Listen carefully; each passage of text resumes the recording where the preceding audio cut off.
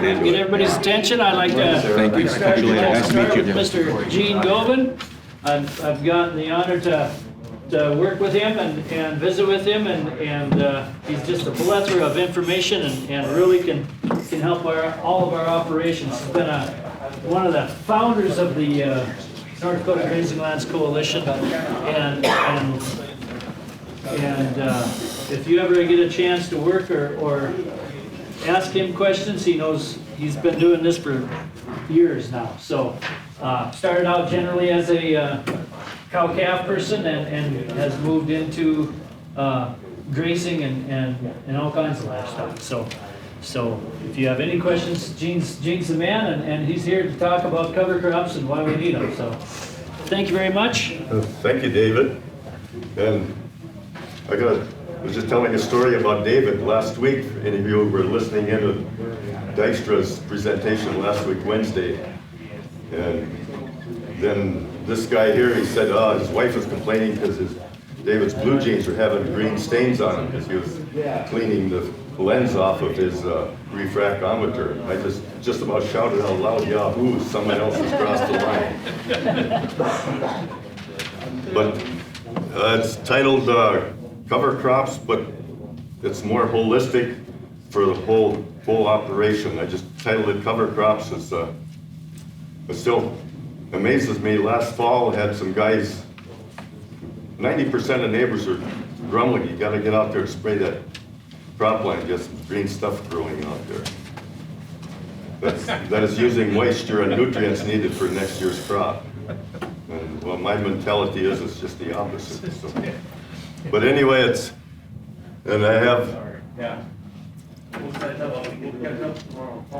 Ducks Unlimited, Dane Bicey. Ducks Unlimited is by and large one of the best benefits I've had for working with an entity. And I'm sort of dyslexic, so I have a hard time putting things together and getting them so they're sort of clear. And Sarah Bedger, she just walked in, she's right here. She doesn't have much to do with this, but she's my McLean County Extension agent, and she's expressed interest in cover crops, and I was asking her if she could sit in so we could get cover crops growing in McLean County. And she's also a Leopold recipient. I don't think too many realize that. So that's recognizing her, what she's done in the past. How much rain, snow did you get? This is sort of bottom line emphasis of what I'm presenting. And if you can say all of it, great.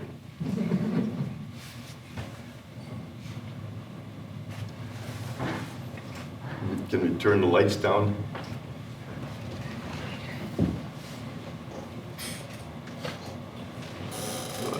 Mainly the ones up here. There's probably these. Okay. Well, this isn't showing up as clear as maybe it's a. Sometimes it's just. Okay, I see it setting in steps. Oops. To keep things shorter, this took me 4 years to put this together, 1986 to 1990, so I could have it simple. It's my landscape vision as a journey rather than a specific destination, so it's never ending. So if I get there as a goal, then what do I do? Then this is what I've been emphasizing as management. I started cross fencing in 1980, and it's been a journey ever since. 44 years of cross fencing, and I've compiled all that into this. And this is basically what I've concentrated on, and I figure if I can accomplish every raindrop, snowflake where it falls, then everything else is falling in place also. There's multiples, and there are no shortcuts. Energy flow, I'll be doing quite a bit of that today here. That's my ability to harvest sunlight.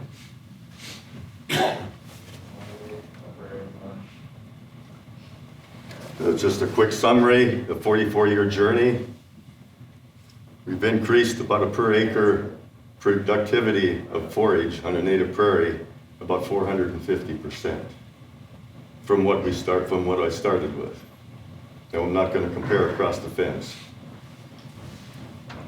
And we're around 350% increase in pounds of beef per acre. I won't give numbers because you could have a 1,000-pound cow or a 1,500. And again, there are no shortcuts. It doesn't happen overnight, and I'll show how fast it can deplete, where it took 40 years to build. It's sort of where I started. Spring grazing, season long, and then there would be a little fall pasture. That's the way it was before I got there.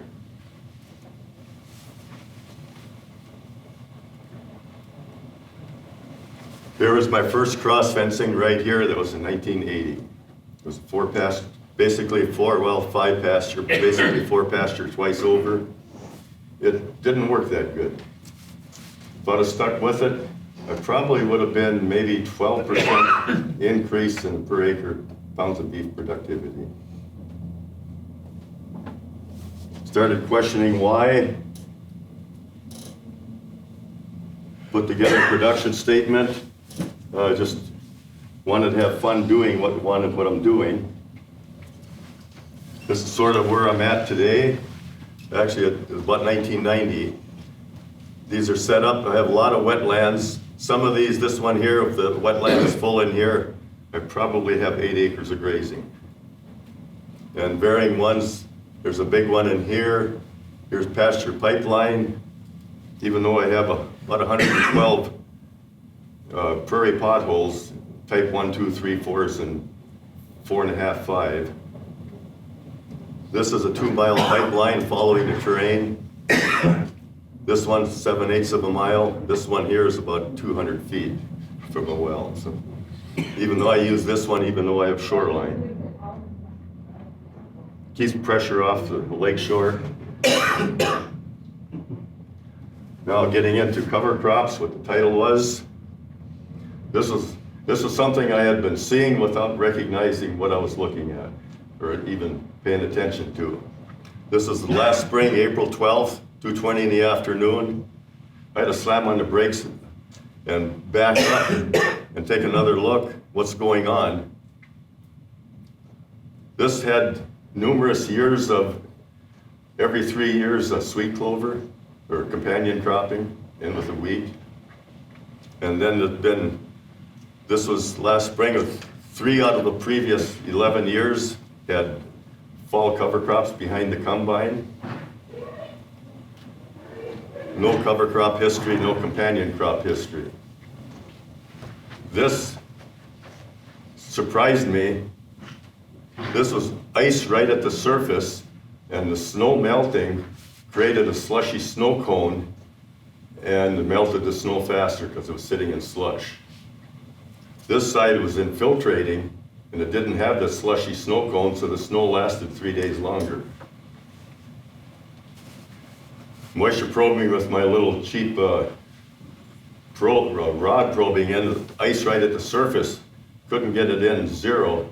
This one was easy probe in 15 inches, capturing the raindrops and the snow melt where they fall. Have you noticed any of that, Jerry, yet? Doesn't last long, but...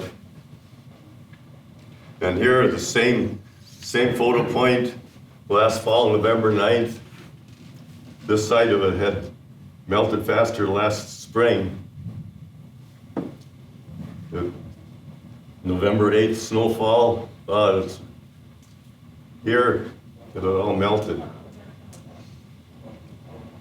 Quote from Steve Sealer, he has a cabin right over here. He's state NRCS soil spec. Now it would have been 4 cover crops in the last 12 years.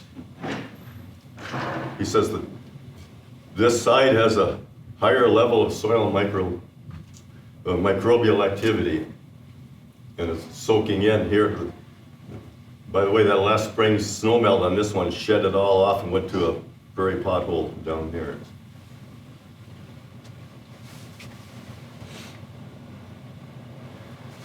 Still in This was just another quarter mile away from that other field, just right across the fence there. This was interesting, promoting trees for extension. Put this to Sarah's benefit. I think I skipped one. Here.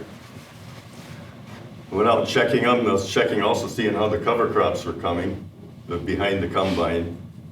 This is a month after, 5 weeks after the combine went. We were very dry, had very poor germination of the cover crop. But we put it out there anyway because it doesn't grow in the bin. Anyway, it better not. Then the cows are heading for the trees. The lake is right here. They had a drink and we're heading. Here's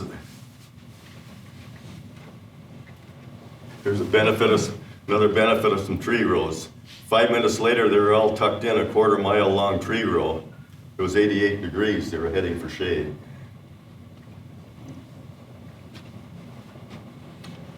I would say 90% of the field tree rows in my area have been dozed out.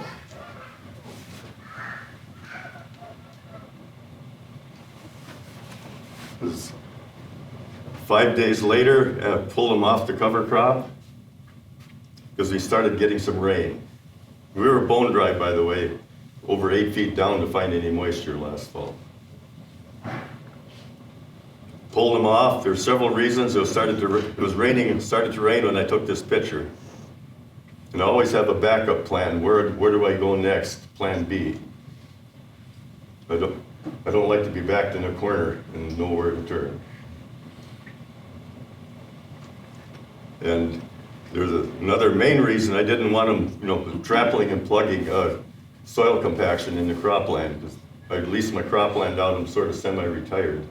And the brothers that rent my cropland, they sort of still have that autocattler bad. They're compacting the soil.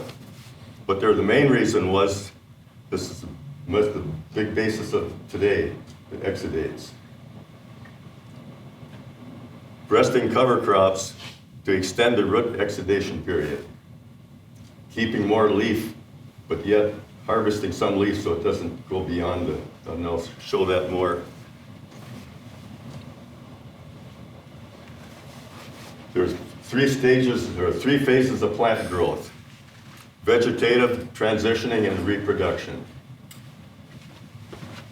I broke that up into trimesters. This is just me here now, so you can critique pretty heavy on the trimesters. The first trimester of plant growth, whether it's from a perennial startup or even annual from a seed, it has to borrow stored energy to start growing. And from borrowing to replacing it, that it had to borrow from the piggy bank, I put that in the first trimester. Second trimester is where I think, and I'm seeing this is where, how can we maximize the second trimester? Harvesting sunlight for soil health enhancement. Building a bigger bank account. And I hope you could scrutinize me heavy on this. And this is where the plant harvesting sunlight is actively building root system, oozing exudates, plant sugars. And when it starts reaches transitioning stage, it's done, it's starting to pull back in and is going for reproduction and root reserve for winter storage for startup for the next year. But my challenge is, how can I extend this period on a given plant? Diversity is easier because you have different species, you have different windows of the second trimester during the season.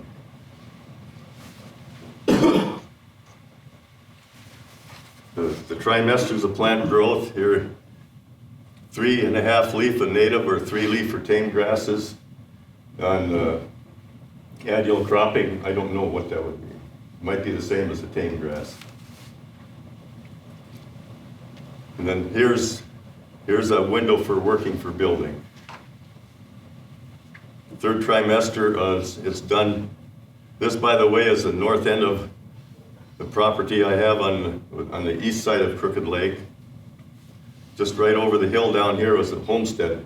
I'm the second owner of this property from homesteading days. This was 12 months of the year grazing for 50 years. Except for one little spot down here was a gold claim on this hilltop here. It was a way for that guy to have a claim to some land. He just had to do a little digging on the hilltop with a shovel maybe once a year to prove his claim. This in here was mostly fringe sagewort and a little Kentucky bluegrass and mostly sick old crested wheatgrass because of the 12 month a year raising. But this is 40 years of coming back. And I've been asked, what did I seed out there? No. I figured it's there if it has an opportunity to express.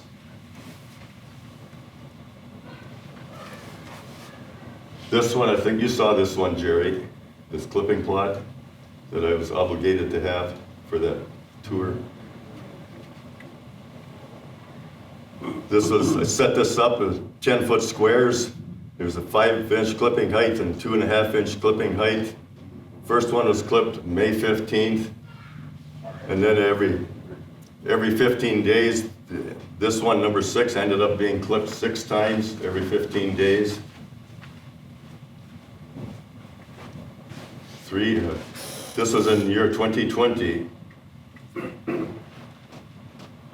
Well, in 21, I had a guy drive in my yard in the month of August, and he looked around and he came up to me by the shop and he says, "Where's your grasshopper?" And I says, "Oh, I don't know, they come and they go." And he says, "They've wiped me out." Well, this here in 2021, a year later, grasshoppers cleaned this little bit out and didn't touch any other. It's all related to bricks, 10, 12 or higher. And this in here, last year, 23, 4 years later, was still maybe 50, 60% of the rest of it. And this here, when this picture was taken, was already 40 years of cross fencing, at the most 10 days in a year use each year, at a different time of the year each year. 40 years of building, how fast it can deplete it in 1 year by repeated clipping, removing most 70-80% of the leaf each time it was clipped. To me, that was a shocking scary, how fast it can deplete, going back to what took me 40 years to build. And it was 2 years of leaf removal. The grasshoppers did it the second year because I had destroyed the bricks, the high sugars the year before. That's why I said there are no shortcuts. This was Dane Bicey's picture. This is right here. This is his glove right here. It's not of a plant root, harvesting sugars into the root and forming glomalin with the hyphae activity. And then the sugars is a hydroscopic, is that the right word? Hydrophobic, hydroscopic. Sugars are hydroscopic, attract moisture. And then with the aggregate structure from the glomalin, the hyphae, sugars draw the moisture to the plant roots. And this one here is an interesting journey to find. My oldest grandson and his wife were fresh doctorates last November, got married. 3 days later, they were back to work fulfilling their obligations at their University of Delaware, for a student loan free of 8 years of university. But it took them a while to find this, and they went from, instead of healthy soil, healthy food, healthy people initiative, they were in the medical side. And about sugars, we need constant flow of energy to our brain, sucrose, otherwise we don't exist. And he tracked it down. He says, "Oh, Grandpa, here's a paper from 1995. Our sole existence," he says, "depends," and he's in sports physical medicine dealing with healing of injuries.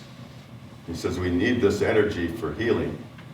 And we came up with, this is the sole source of our existence. Ability of that plant to harvest sunlight, to produce exudates, to get everything flowing. Without that, maximize that leaf area of the plant.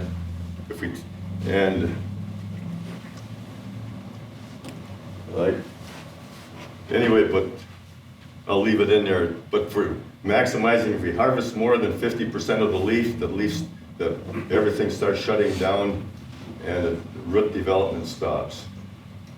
But if we harvest some of the leaf before, anyway, I'll go to here and then I'll get back to that. Lesson learned. This is from a native prairie again. Lesson learned. That clipping plot was right up on top of the hill here. Manage diversity for soil health enhancement. I've been saying this is all I do, managing, capturing the raindrops, is managing diversity, and livestock are just simply a tool.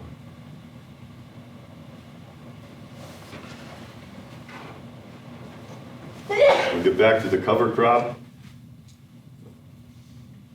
For better understanding of cropland soil health, monitor healthy native prairie, and that's diversity. Which turns out I'm seeing more and more, it's expanding that window of exudates. This right here, last fall, a construction crew came through and laid a rural water pipeline going through here, and everybody is concerned, takes 5-6 years later, you can still see that line because the crop production is reduced, compaction.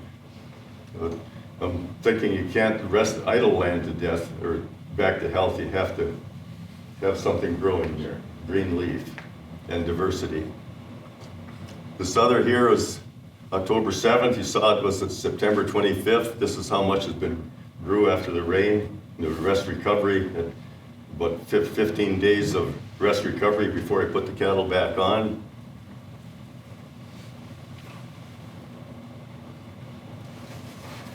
Looking at a close look at it, this was in that construction trench.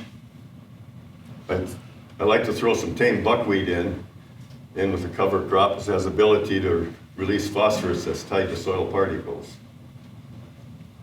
Here's the tame buckwheat. Look at the leaf area here compared to 15 inches away. This right here was, here's some field peas. This was about 15 days after germination. The nodules are already forming. Something we've noticed that's not quantified. A legume planted alone up to 30 days before it's nodulating, but together with diversity of the grass plants, and up to 5 days after emergence is starting to have nodules. The benefit of synergy of diversity. And the cover crop mix, there's an 8-species mix. It was $18 an acre. I had some lentils I threw in. That's another $4 an acre, $22 an acre. It'll be an 8-species now. There's another one. Some people think I've lost my marbles. Set that combine so you can tighten that sieve up maybe a little bit, crank some more wind on the sieve, put out a half a bushel an acre behind the combine. Very cheap cover crop. And the year before, we had about 1,000 pound an acre canola loss from a quick light hailstorm. That's where the volunteer canola was coming from. It was a 10-species mix of diversity.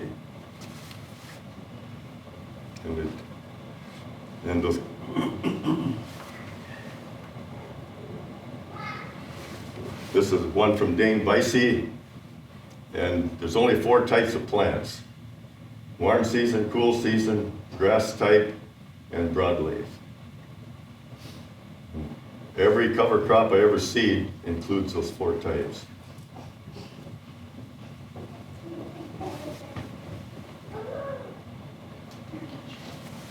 And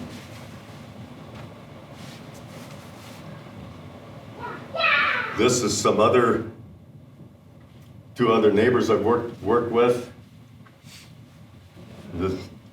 This guy here, Dave Berquist, he's in Texas right now. He received a trip down to Texas because of his high corn yield on his irrigation. This is 23. In 22, the banker was calling him in. You got to do something different. Your irrigation, 220 acres, you're losing money. He had a struggle to get any more to get 150 bushel corn yield. And we came together we put a full season cover crop in 22 on 220 acres of irrigation. He ended up getting 9 bales an acre of hay off of it as diversity cover crop in 22. And he always cut it high, and then he grazed it the winter before, even with that snow cover we had the winter a year ago. Last year he seeded corn back in after a year of full season cover crop, and he topped the corn yield in North Dakota. And his cows are out there grazing this right now. Last week we heard at BSC from ARS Mandan how much higher the secondary metabolites are in the corn stover leaf if they've had cover crop with it. Plus the cover crop they're grazing. This was helped finance with DU, both these projects.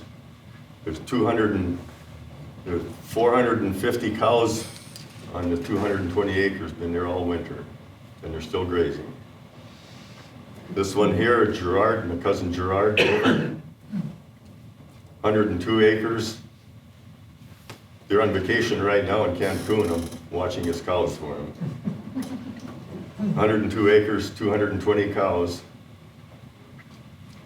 This was July 30th, August 2nd, aerial broadcast cover crop on top of the heavy green corn, irrigated corn canopy.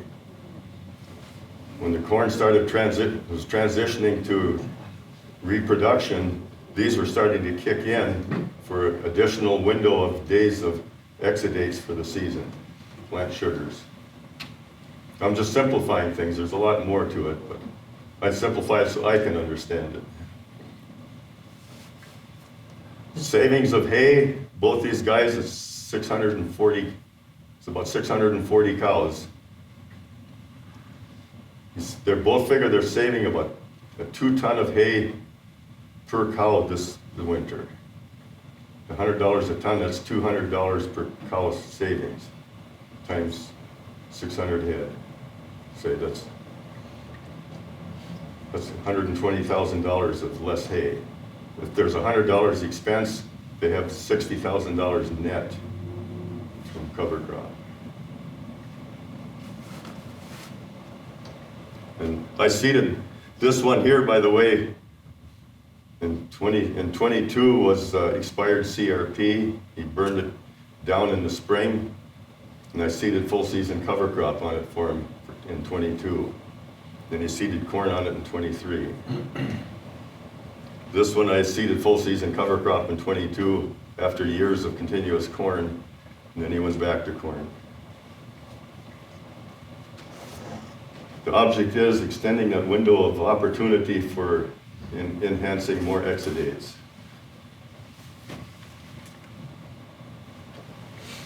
Steve Sealer again. This was last fall. He stopped in my yard and he came up and he says, "I got to shake your hand." And I says, "Well, what's going on?" He says, "You guys and your 2 renters, Scott and Todd Sondrel, are the only ones in the whole area that aren't running around burning down something trying to grow in the crop aftermath." He says, I gotta shake your hand for having something green growing out there. and this is a quote from Steve, an after harvest cover crop is capturing and storing a lot of N that would otherwise be subject to volatilization or leaching down beyond next season's plant roots. Although that plant stored N is a slower N availability for this coming season's crop. Now, that's where a cow comes into the equation. This I found, and there are 3 primary mechanisms of N transfer to the plant. It's from Dr. John Jennings from University of Arkansas. This one surprised me, but the smallest of the N transfer to the plant is root-to-root and mycorrhizal fungi, a benefit of fungus. And a lot of guys are busy out there spraying fungicide, destroying this. And number 2, plant decay. They're the 2 smallest ones of N transfer. The biggest N to plant transfer pathway is cycling the plant material through grazing animals, mostly above ground, but also by underground herbivores. Only a small proportional amount of N is retained in the grazing animal's body. Up to 80 to 90% of the ingested N is excreted in the dung and urine. This one it blew my mind.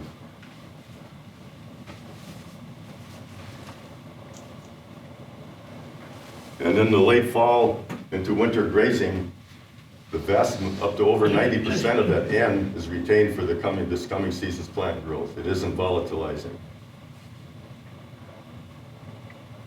This is another one of Y cover crops. This comes from 1990 from Dr. Jimmy Richardson. Oats and field peas together versus either alone have up to 4 times deeper rooting.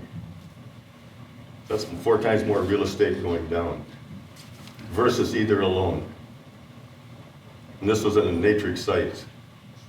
Most of my cropland, by the way, is considered in the past submarginal land because it wasn't easy to plow. The plow would never scour. More sort of gumbo-y, natric soils. And that's what I bought into, sticky soils that were considered marginal. It was depleted. It was just potting clay.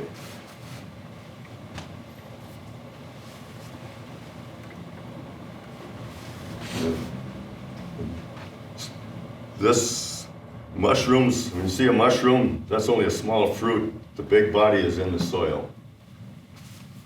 And they're the highway transportation system, carrying everything back and forth, water, nutrients, micronutrients. They're the transportation system, so to speak. There's a lot more complicated than that, but I'm simplifying. They're from Tim Cruz, 1 gram of soil the size of a pencil eraser has up to 60 miles of fungal network highway system.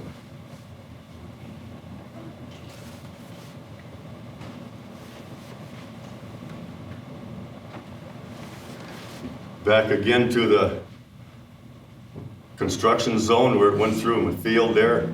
This was a result of the cover crops where it was just compacted hard. Even had angleworms in there with the cover crop. This here I took later. It was an afterthought. Oh, I got to go out in the field beyond and take a picture. It was later in the season. It was cold. And it was a heavy overcast. That's why the difference in the pictures.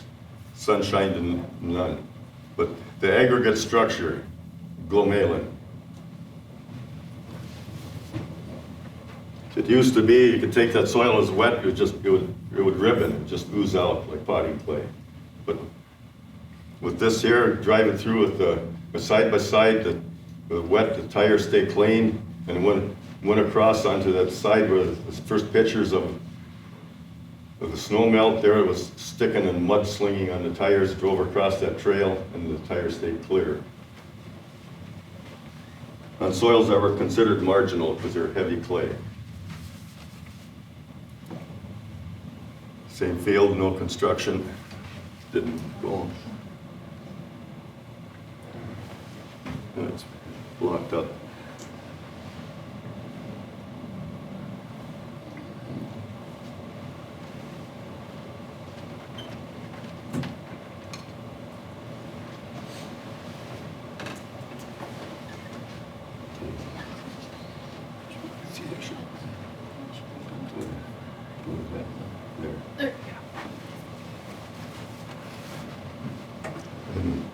I had the misfortune years back of, when I was at ARS Focus Group Advisory Board, federal dictation, it's not advisory board, it's focus group.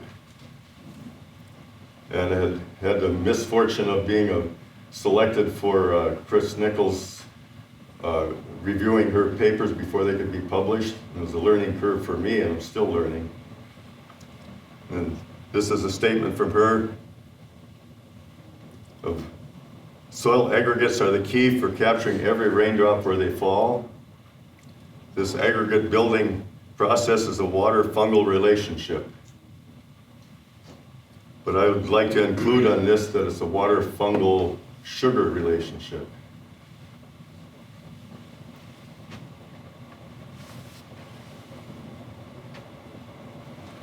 And again, how much rain did you get? Did we get it all?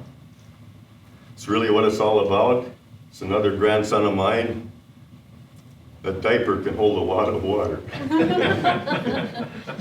If you've ever examined a diaper after it's been soggy wet.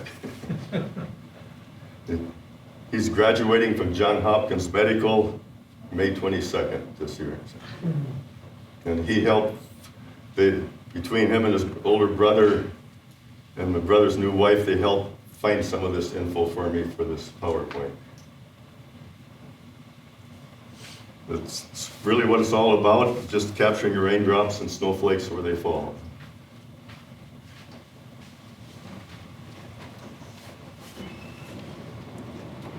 And now it's for questions. Well, it looks like in your cover crop example with the snow and everything that the entire energy balance might be different. In other words, the long wave radiation perhaps being emitted from those soils where the snow had melted and infiltrated. You know, I know Craig at the ARS Amandan is looking at those kinds of things, and you know, it just made me think that when we think about cover crops and so many people just think about the water use, maybe it's not just that, it's also perhaps the whole energy balance of the system, the sensible heat flux could also be impacted that might be relevant. Yeah. I don't know what all I'm seeing anymore. Further I go, I just don't know anything anymore. Yeah. And yeah. Do you ever do season-long cover crops, or because it's rented out? Yeah, no, I do. We do some full season cover crop also. Not every year, but sometimes. When do you typically seed that, like a season-long? In 22, I had a full season cover crop because the renters had a glitch in their air seeder and it left the parcel unseeded. So I was very readily available with my little 15 feet of no-till drill to go out there and seed full season cover crop. And where those cattle were, we had 8.2 inches of rainfall last year for the growing season. It was wheat stubble that went 55 bushel an acre. And the little full season cover crop from 22 last year went just under 90. It was a good 35 bushel yield bump from where that cover crop patch was. Do you try to seed those season-long cover crops in June? It varies. Beginning? It varies. Sometimes in the middle of May, later May, because I have all that blend of cool season, warm season. And if the warm seasons are there and I'm seeding them in the cooler part, they can express themselves later after the cool seasons are sort of petered out, looking more out, looking at extending that season of exudates.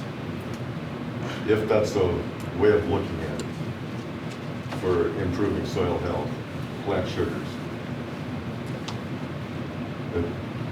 And you need plant sugars to have carbon sequestration. Can I safely say that? Yeah. And maybe your trimesters, right? Or where do you consider senescence? The what? When plants senesce, Okay. Was that the third trimester? When they're transitioning to reproduction. Okay. But if I can harvest towards not quite 50% of that leaf in towards the upper edge of the second trimester, how much more exudation am I getting from the plant before I'm Gotcha. holding it from going to reproduction? Or if I'm taking more than 50%, I'm pushing it back into the first trimester, and then it has to store again. It's a great way to put it. Thanks. And it's also, 2 years ago, we had that perfect storm of bromus explosion. And a lot we're doing, I did a little bit too, of skim grazing. Was that actually benefiting the brome grass? Because I was only maybe taking 30% of the leaf, and I was extending the period of root development for the brome grass. It's just different things that go through my mind. And Rob Kramer isn't here, but Yeah, I am. oh, there he is. Last year he says, I'm in trouble, I've run out of leafy spurge. What he was restricting is he was putting it way back down into towards the bottom part of the first trimester, so it had to suck up more energy stored in its roots to come back. So he was suppressing his, so it's a window to work with, the trimesters. So you generally have, you kind of have just a cocktail sitting around, and it's got all four varieties? Yeah. And then if something comes up, you can just deal with it rather than Yeah. going, oh, okay, now I gotta go get something. Yeah. You just have it on hand, so Yeah. that's a good idea. But I also, Chris Naninga is a former 18-year employee of Ransom County Soil District. He runs the Chesapeake Seed House in Minot. Oh, And I work with him. He's very knowledgeable. one other question I had is, when you were aerial seeding that corn, Yeah. it was right after tasseling them, or was it? Yeah, it had tassel and was starting to form columns. Okay. It was at the end of its second trimester. Second trimester, and then that's when you put the cover. I'm not up on that. It's just Yeah. first time I ever we did with that. They were looking at winter grazing and Yeah, also building the soil. yeah. So, and, they're a neighbor. They work with me, and I work with them. And Dave Berquist, we don't even have to go shopping. They delivered eggs to us yesterday. Plus, I store his combine in the shed, and 8,500 bushel grain bin of the air floor. He has it full of corn. So, just neighbor helping neighbor. Thank you very much. Thank you. Any more questions?